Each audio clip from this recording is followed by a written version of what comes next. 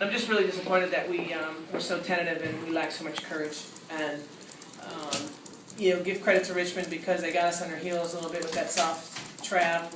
I think our lack of courage had to do with two things: Richmond and how they kind of played us, and then also fatigue. They say fatigue makes a coward of us all, and I thought we looked extremely tired, and there's no excuse for that.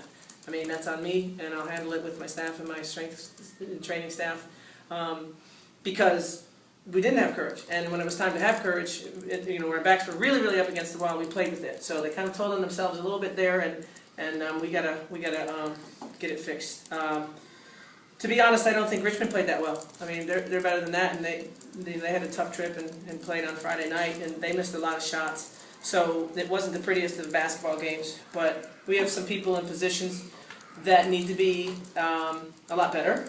And obviously, as a team, we need to be a lot better. But if everybody in my locker room doesn't have a mentality of what can I do tomorrow to get better, we're going to be in trouble.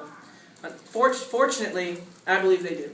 I believe that they are a little bit stunned, a little bit on our heels. We're trying to figure out what the solutions are. But I know we'll have a great practice when we gather again and get this thing back.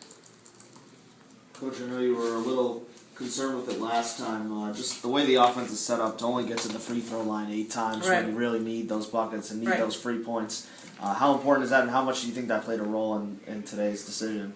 Well, we had a mentality of deferral, and I didn't see that the other night. You can be a front runner, things are going well, everybody has courage, but when things are tough, and we talked about it before the game. As a staff, we were prepared for this to be a dogfight. But we talked about it. I was very blunt with the team. I said, I want to see who, when the other team's on an 8-0 run, who's going to emerge. I'm happy with Nicole Sterling. Thought she battled and played really, really hard. And, between Nicole and Jess, 24 points, half of our points from 2 players off the bench. That's encouraging. The discouraging part is some of the lines from our starters. I'm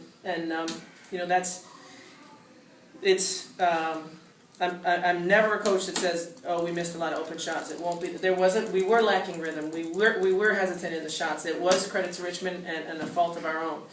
So I'm not going to just look at the stat sheet and tell you that if so and so would have shot more, we would have been in better shape. I don't do that. It's all a function of how you're feeling about yourself. Are you playing with enough energy? Do you have courage?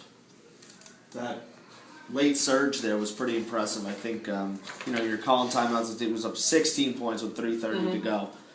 For your team to rip off that kind of run, granted you would have liked to have seen it sooner. What does that say about them? I mean, there was so much energy out there with 2 minutes left.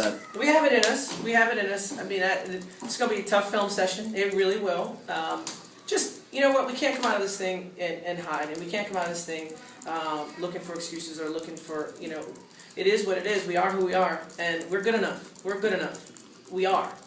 We absolutely have to play harder, though, and we have to take more responsibility in our roles, and it's obviously there. So, all is not lost. We're not going to panic. I'm not going to say, oh, well, this, that, and the other. I mean, there's obvious reasons why we were a little tired, but it's there. We have it. So we got to bottle it up and play that way for 40 minutes.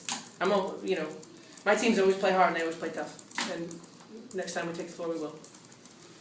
Perfect. Thanks, Coach. Thanks, Coach. Yeah.